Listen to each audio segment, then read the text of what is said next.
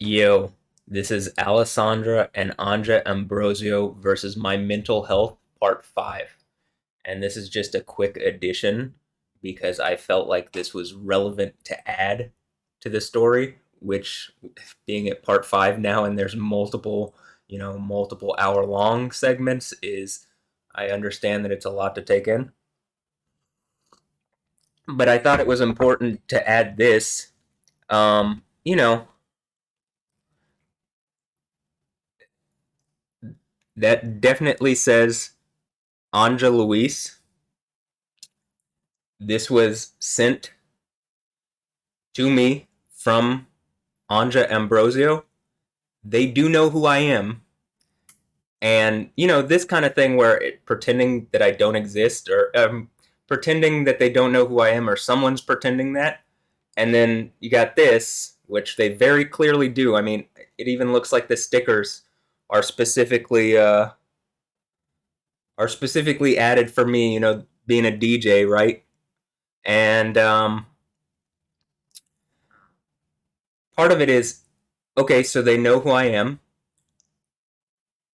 It's hard to pretend that they don't.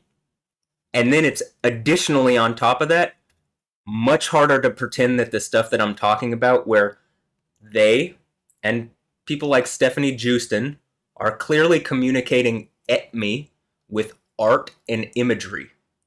And there's a huge power dynamic where, like I'm saying, my Instagram has 200 followers, 213 or something like that. And Stefanie Joosten's hundreds of thousands, maybe, and Alessandra Ambrosio millions, and Anja Ambrosio like tens to hundreds of thousands. I don't, exactly. I'd have to go and look, but you can go and look. Just go look at their Instagram versus mine.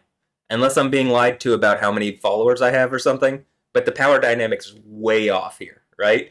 You get it? And so pretending that this is not a normal situation, right? It isn't, because my private reality, my iPhone photo gallery, what's in my either of my computers. I'm assuming my parents' stuff as well, but just all my digital reality is being watched in a way that is not right. There's some expectation of privacy in my own home, you know what I mean? With my what's on my computer or whatever. And the fact that it's not like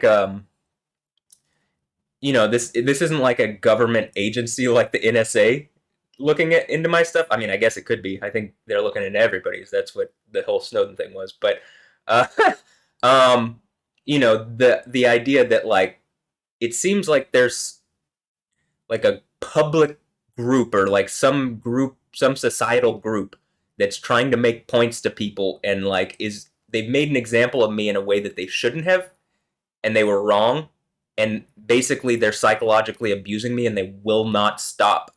And this is wrong. This is wrong. Okay? So I need some answers, right? I need this to be engaged reasonably, right?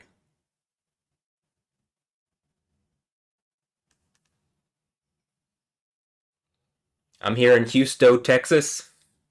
Doesn't have the N. I think the N is implied. In Houston, Texas here. So the news here. Hey, hello. This is just to say they clearly know who I am, on top of the stuff where it looks like people are communicating at me using imagery, because they are.